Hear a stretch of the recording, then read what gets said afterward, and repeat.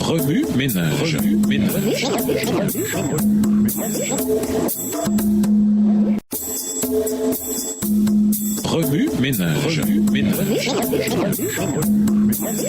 Bienvenue dans votre émission Remue ménage. Voilà la leçon 1.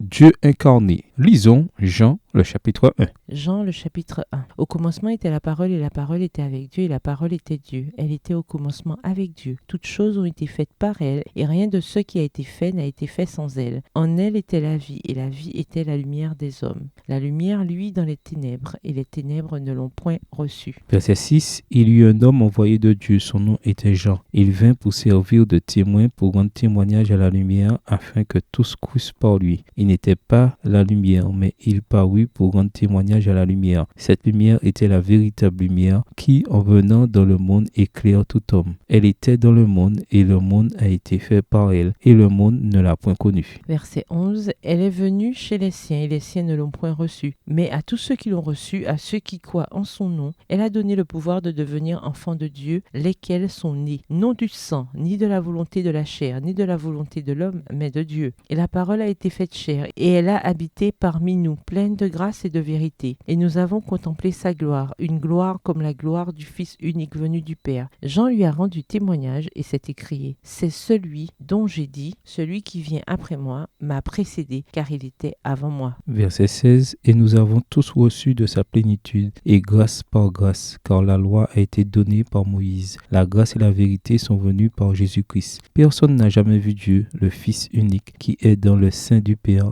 est celui qui l'a fait connaître. Voici le témoignage de Jean lorsque les Juifs envoyèrent de Jérusalem des sacrificateurs et des Lévites pour lui demander: Toi, qui es-tu? Il déclara: Il ne le nia point. Il déclara qu'il n'était pas le Christ. Verset 21. Et ils lui demandèrent: Quoi donc? Es-tu Élie? Et il dit: Je ne le suis point. Es-tu le prophète? Et il répondit: Non. Ils lui dirent alors: Qui es-tu? Afin que nous donnions une réponse à ceux qui nous ont envoyés. Que dis-tu de toi-même? Moi, dit-il, je suis la voix de celui qui crie dans le désert: Aplanissez le chemin du Seigneur, comme a dit Ésaïe le prophète. Ceux qui avaient été envoyés étaient des pharisiens. Ils lui firent encore cette question: Pourquoi donc baptises-tu si tu n'es pas le Christ, ni Élie, ni le prophète? Verset 26. Jean leur répondit: Moi je baptise d'eau, mais au milieu de vous il y a quelqu'un que vous ne connaissez pas et qui vient après moi. Je ne suis pas digne de délier la courroie de ses souliers. Ces choses se passèrent à Béthanie, au-delà du Jourdain, où Jean baptisait. Le lendemain, il vit Jésus venant à lui, et il dit: Voici l'agneau de Dieu qui ôte le péché du monde. C'est celui dont j'ai dit: Après moi vient un homme qui m'a précédé, car il était avant moi. Verset 31. Je ne le connaissais pas, mais c'est afin qu'il fût manifesté à Israël que je suis venu baptiser d'eau. Jean rendit ce témoignage: J'ai vu l'Esprit descendre du ciel comme une colombe et s'arrêter sur lui.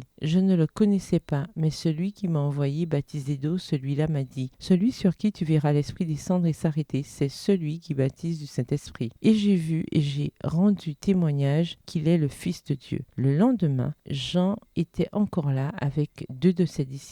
Et ayant regardé Jésus qui passait, il dit: Voilà l'agneau de Dieu. Verset 37. Les deux disciples entendirent prononcer ces paroles et ils suivirent Jésus. Jésus se retourna et voyant qu'ils le suivaient, il leur dit: Que cherchez-vous? Ils lui répondirent: Rabbi, ce qui signifie maître. Où demeures-tu? Venez, leur dit-il, et voyez. Ils allèrent et ils virent où il demeurait. Et ils restèrent auprès de lui ce jour-là. C'était environ la 10e heure. André, frère de Simon, Pierre, était l'un des deux qui avait entendu les paroles de Jean et qui avait suivi Jésus. Verset 41. Ce fut lui qui rencontra le premier son frère Simon, et il lui dit: Nous avons trouvé le Messie, ce qui signifie Christ. Et il le conduisit vers Jésus. Jésus, l'ayant regardé, dit: Tu es Simon, fils de Jonas, tu seras appelé Céphas, ce qui signifie Pierre. Le lendemain, Jésus voulut se rendre en Galilée, et il rencontra Philippe. Il lui dit: Suis-moi. Philippe était de Bethsaïda, de la ville d'André et de Pierre. Philippe rencontra Nathanaël et lui dit: Nous avons trouvé celui de qui Moïse a écrit dans la loi et dont les prophètes ont parlé, Jésus de Nazareth, fils de Joseph. Verset 46. Nathanaël lui dit: Peut-il venir de Nazareth quelque chose de bon? Philippe lui répondit: Viens et vois. Jésus, voyant venir à lui Nathanaël, dit de lui: Voici vraiment un Israélite dans lequel il n'y a point de fraude. D'où me connais-tu? Lui dit Nathanaël. Jésus lui répondit: Avant que Philippe t'appela quand tu étais sous le figuier, je t'ai vu. Nathanaël répondit et lui dit, Rabbi, tu es le Fils de Dieu, tu es le roi d'Israël. Jésus lui répondit, parce que je t'ai dit que je t'ai vu sous le figuier, tu crois, tu verras de plus grandes choses que celles-ci. Et il lui dit, en vérité, vous verrez désormais le ciel ouvert et les anges de Dieu monter et descendre sur le Fils de l'homme. Introduire le commencement.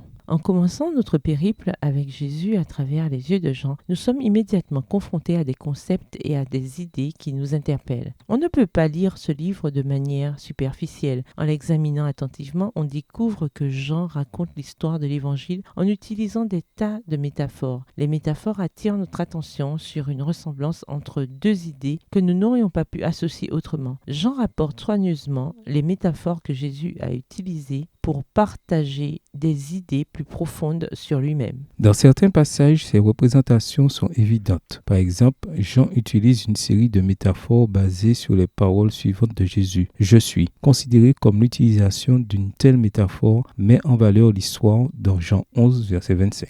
Dans d'autres passages, cette imagerie est subtile et exige davantage de réflexion pour être détectée. Certaines de ces métaphores se développent tout au long de l'évangile de Jean, au lieu de commencer et de se terminer dans un seul chapitre ou un seul passage. Ces exemples démontrent combien il importe de relire l'évangile de Jean, car en le faisant, nous acquérons de nouvelles perceptions et une meilleure compréhension. Le premier chapitre contient un exemple de ces métaphores globales. Nathanaël appelle Jésus le roi d'Israël. Jean 1, le verset 49. Cette idée est développée tout au long de l'évangile de Jean. Dans Jean 6, le peuple veut couronner Jésus roi d'Israël au verset 15. Et à la fin de l'évangile, lors du procès et de la crucifixion, Jésus est décrit comme étant le roi des Juifs. Jean 18, les versets 33 et 39, Jean 19, les versets 3 et 19. Ces descriptions ultérieures nous aident à comprendre correctement la métaphore. Jésus n'est pas un roi au sens romain du terme. Il n'est pas quelqu'un qui exercera l'autorité et le pouvoir en son nom propre. Jésus est roi d'une manière à laquelle Nathanaël et les lecteurs de l'Évangile ne s'attendent pas au premier abord. Il représente un royaume céleste dont ils n'ont qu'une bien vague idée. Dans son Évangile, Jean nous confronte d'entrée de jeu à sa première métaphore. Jésus est la parole créatrice, la parole qui, au commencement, était avec Dieu. Remue-ménage, parcourez l'évangile de Jean et voyez combien de métaphores vous pouvez y trouver. Écrivez-les. Cherchez à en comprendre la signification. À l'aide d'une application biblique, d'un logiciel de recherche biblique ou d'une concordance, notez le plus grand nombre de versets de Jean contenant la déclaration « Je suis » que vous pouvez trouver. Que vous révèle-t-il sur Jésus? Si vous êtes pressé, choisissez l'une des propositions entendues et focalisez-vous sur elle. Au revoir. Et à demain si Dieu veut. Remue ménage. Remue ménage.